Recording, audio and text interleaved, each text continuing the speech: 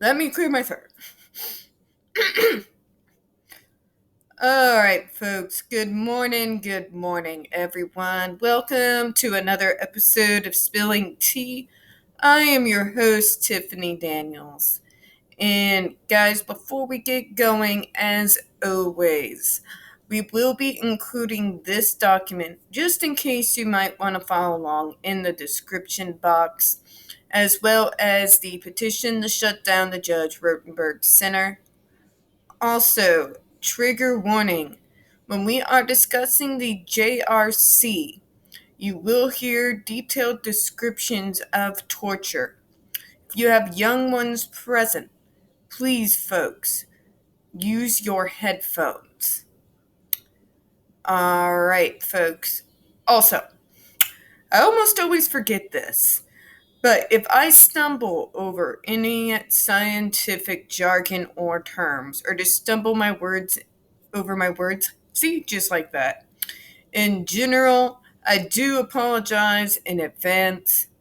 It is still too early in the morning for me, in spite of doing this video a little bit later than I anticipated. Alright, so before I embarrass myself further, let's go ahead and get started. Folks, yesterday we left off at 5.3.5, complaints made to Massachusetts Disabled Persons Protection Committee. And of course, folks, we are on the FDA Executive Summary for April the 24th, 2014, also known as the document that came out for review for all those who would be participating in the FDA hearings in regards to the banning of the GED device and the Judge Rotenberg Center's use of those skin shock devices. For those who just happen to stumble on this video, if you want to get a good context of the things we are going over, please go back to my videos tab, scroll down, and look for Stop the Shocks Campaign Reignites, and take a look at all the other videos that are covering the Judge Rotenberg case, and then this little summary here will probably make a lot more sense. Okay. Moving on. FDA reviewed complaints regarding ESD. Remember, guys, that's the acronym for electric skin shock device used for aversive conditioning made to the Massachusetts Disabled Persons Protective Committee. Oh my God. Coffee. DPPC from August 30th, 1993 to July 28th, 2013. Of 53 complaints, 18 were screened out by the DPPC as not meeting complaint criteria, and 22 were found to be unsubstantiated. Unsubstantiated. Oh my God, can I read today? The remainder, some with multiple AE reports, included burns and tissue injury, 6 reports. Inappropriate device use, 3 reports. Negative emotional reactions, 3 reports. 5.3.6 Reviews, letters, and reports submitted to the FDA by other sources. Oh, we did kind of go over this. I must have scrolled back up. I'm sorry, folks. Have I mentioned I'm not quite coherent?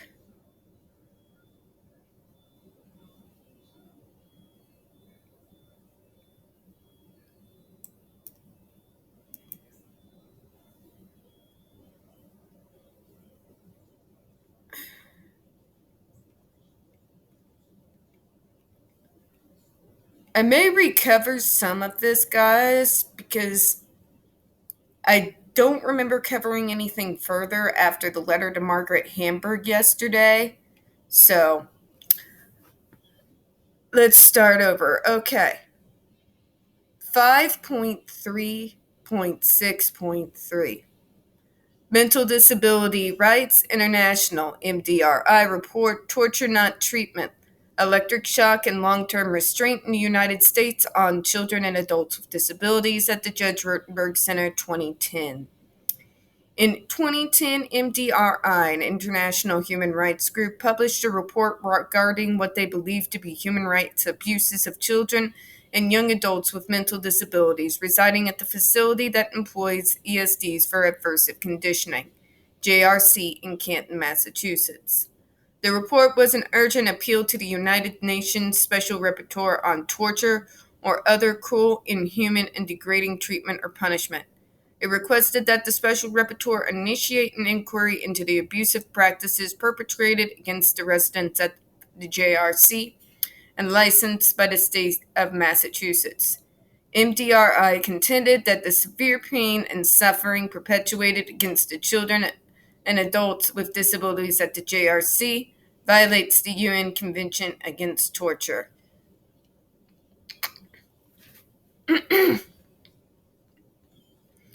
Facility employees reported the level of pain experienced is significant. Facility employees noted the occurrence of tremor, burns, and tissue injury. Facilities employees noted fear and other negative emotional behavioral reactions. An independent report raised the potential risk of psychological trauma, marginalization, or alienation, and the mother of a patient witnessed pain, fear, negative emotional reactions in individuals receiving the treatment. The UN Special Rapporteur on Torture wrote a letter dated June 11, 2012 to the United States Department of State concerning the treatment suffered by children and young adults enrolled in the residential program at the Judge Rotenberg Center. The U.S. Department of State responded that the legislative measures in Massachusetts will lead to the eventual prohibition of aversive therapy practices in Massachusetts. And New York has indicated that by June of 2014, all New York residents at JRC, including those few who remain subject to court-appointed aversive interventions, will be offered placements in New York State where such interventions are not authorized. JRC's executive director and GED developer Matthew Israel, PhD, responded to the MDRI's report for the JRC. The JRC report concludes that behavioral skin shock saves individuals with severe behavior disorders from a life of seclusion, restraint, and/or warehousing, as well as the ravages of psychotropic medication. Yeah, you're saving us with, torturing us. Okay. Karen. Evil Karen. Evil Chad. Psychotic evil bastard. A follow-up investigation was initiated by a second UN rapporteur on torture in 2012. The report called for an absolute ban on all coercive and non-consensual measures, including electric shock procedures. In an addendum, the special rapporteur determined that the rights of the students at the JRC subjected to Level 3 aversive interventions by means of electric shock and physical means of restraints has been violated under UN Convention Against Torture. 5.3.7 Data obtained by the FDA CDRH Office of Compliance regarding the use of ESDs at the JRC. 5.3.7.1. I think this is where we left off yesterday. In 2011, the FDA determined that the GED devices currently in use at JRC have been modified from the GED device that the FDA cleared in 1994, such that a clearance or approval is required, which the JRC has not obtained. As a result, these devices are adulterated under the FD&C Act, which the FDA explained to the JRC in an untitled letter dated back May 23, 2011. On October 3, 2012 through October 17, 2012, an investigator from FDA inspected a JRC facility located at 250 blah blah blah blah blah, Canton, Massachusetts, and observed as an inventory of the GED 3A and GED 4 devices at the facility. FDA determined neither of these GED devices have required marketing clearance or approval. As a result, the FDA issued a warning letter to the JRC dated December 6, 2012, In connection with this compliance investigation of JRC provided the documentation regarding the use of the GED devices to the FDA, discussed further below.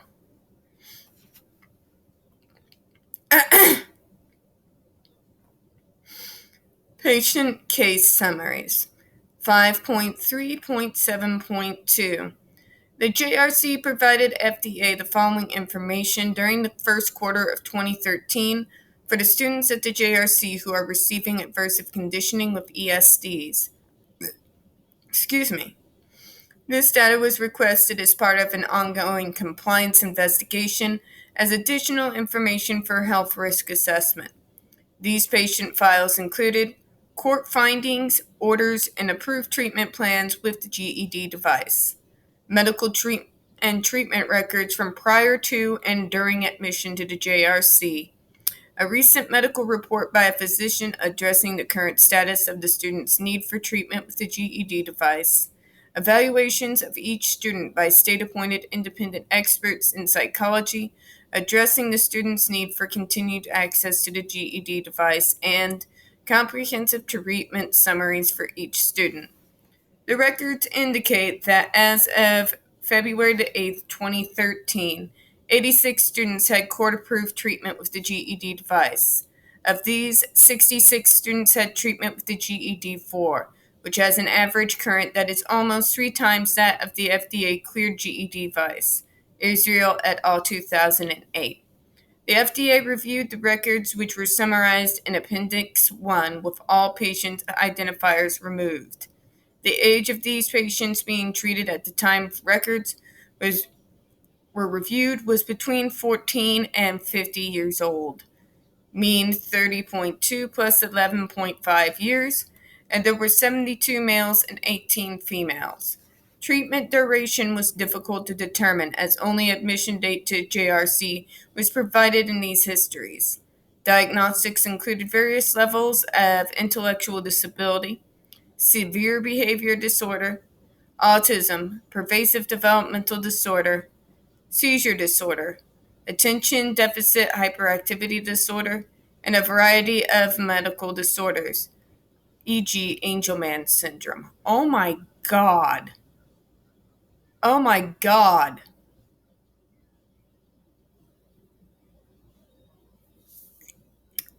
Just when I think it can't possibly get more horrifying, it does. Oh my God. How some people have not burned this facility to the ground and danced over the ashes is beyond me. The target behaviors for the GED primarily involved SIB, remember that's the acronym for self-injurious behavior, and aggression, but also included physical and sexual assaultive behavior, pica, and destructive behavior. According to the records, no adverse events were reported for any of the patients. That's because they like to skew the results in their favor. GED complaint files. In follow-up to the FDA's untitled letter dated May 23, 2011, JRC sent FDA monthly status updates. JRC performed a retrospective review of all GED complaints since 2009 and provided this information to the FDA in its November 5, 2011 status update letter. This retrospective review encompassed 1,830 forms, which are used by the JRC staff only and serve purposes other than for complaint reporting. Though some of these reported device malfunctions and many were missing information, there was only one reported injury, a burn mark on the arm of a patient where an electrode had been. JRC determined that the GED could not have caused this injury because the patient had not received any applications in the previous 7 days. Really? JRC stated that a medical assessment was performed, noting that the client had sustained what appeared to be a second-degree burn on the left inner side of his arm, the size of a dime. It seemed to be a new mark. The wound was pink, and some serious thin, watery damage was noted. Burn marks don't act like normal marks. How the f are these people doctors? First aid was applied on June the 28th, 2010. It was further noticed that the upper arm wound was currently healing. Yes, because that excuses it. We abuse them and then we treat them. The JRC policy document procedures to facilitate the assessment of possible collateral effects. I'm trying not to rant. In a document with the heading JRC policy entitled Procedures to Facilitate the Access of Possible Collateral Effects, revised date that would be June 14th, 2012, there is an acknowledgement that the use of Level 3 adversive procedures may produce some negative side effects, and the JRC staff are aware of these. Oh, gee, man, should I jump for joy that they're aware and yet they're still all too ready to use them when somebody just steps up from their desk without permission? God. JRC staff must be vigilant in assessing whether aversive interventions are causing any short-term or long-term collateral effects, such as increases in aggression, escape behaviors, emotional reactions, sleep difficulties, and any other physical or emotional reaction or change. Such changes could include not only immediate physical observations, such as temporary redness of the skin, but also long-term non-physical consequences. The document distinguishes between the two types of risk associated with use of the GED Level 3 procedures. Physical and psychological behavioral physical risks associated with skin shock may include temporary skin redness, which clears up in a few minutes or a few days at most, an extremely rare possibility that a small blister may appear. We all know that's bullshit, folks. We saw the arms of Andre McCullen, the legs, the torso. They are lying. The psychological behavioral risks that might be associated with the GED Level 3 procedures include anxiety, nervous tensing, muscles, during the period between the occurrence of the behavior and the occurrence of the programmed consequence and escape responses. Yeah, muscles do tense up when you use electric shock. Oh my God, you don't say.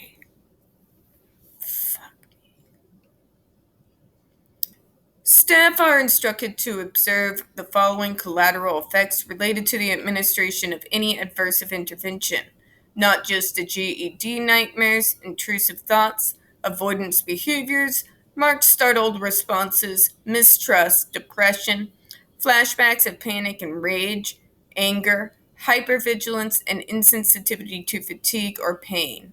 Staff are also instructed to observe for any form of distress or discomfort, including but not limited to changes in sleep patterns, loss of appetite, confusion, irritability, lack of energy, sadness, mood swings, significant weight loss, loss of interest, fatigue and lack of energy, difficulty concentrating, agitation, restlessness or irritability, withdrawal from usual activity, and feeling of helplessness.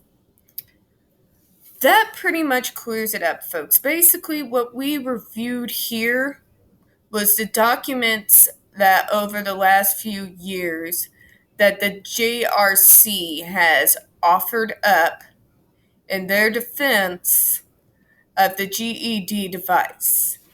They themselves really dropped the ball because the GED device that they are using now, they never sought to get approval of the FDA first before using it on a wide scale throughout their school as treatment. And remember, folks, they give everyone the same treatment at the Judge Rotenberg Center. Everybody gets strapped up with these devices, except for the lucky few that have come in after the Massachusetts made that ban for any new incoming students. Everybody else has been hooked up to these devices.